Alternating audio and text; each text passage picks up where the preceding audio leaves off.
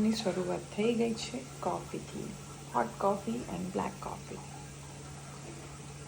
અને આ બે જો હજી ઉઠ્યા છે, સવારના 9 વાગી ગયા છે અને બંને બેસી ગયા છે બોલ મીઠા પીવા. આમ જો આ ચકલી જે બહુ બધાને હેરાન કરે છે અને સવારમાં મારા જ બ્લોગ જોઈ રહી છે કે એકતા ફિયાના જ બ્લોગ જોવાના છે.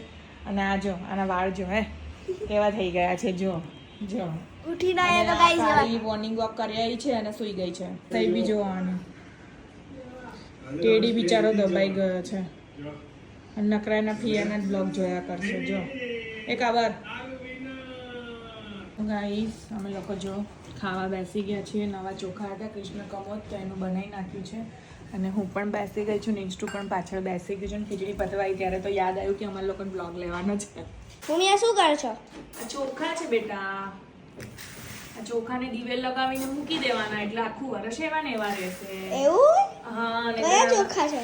આ છે કૃષ્ણ કમોદના ચોખા છે. એની ફ્રેગ્રન્સ સુગંધ કેટલી મસ્ત આવે છે. તો મિત્રો આપણે આખા વર્ષનું કરિયાણું ને બધું ભરી જ દેતા હોઈએ છીએ અને યુદ્ધનો સમય ચાલી રહ્યો છે તો હળદર ને મરચું બધું ભરી જ દીધું છે આપણે ગાઈઝ. આરુબેન કે શું લગા મેરે બચ્ચો કો શું લગા નહીં લઈ જાઓ. આરુબેન કે નહીં લઈ જાઓ. ના મેં નહીં લઈ જાઉં.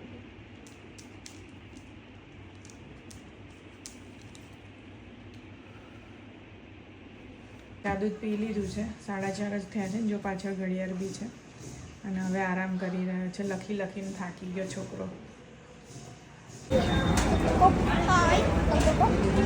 આમ કોણ કરે?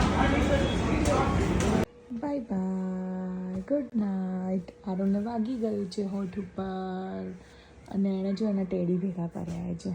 આમાંથી કયું ગમે છે કમેન્ટ કરજો. અને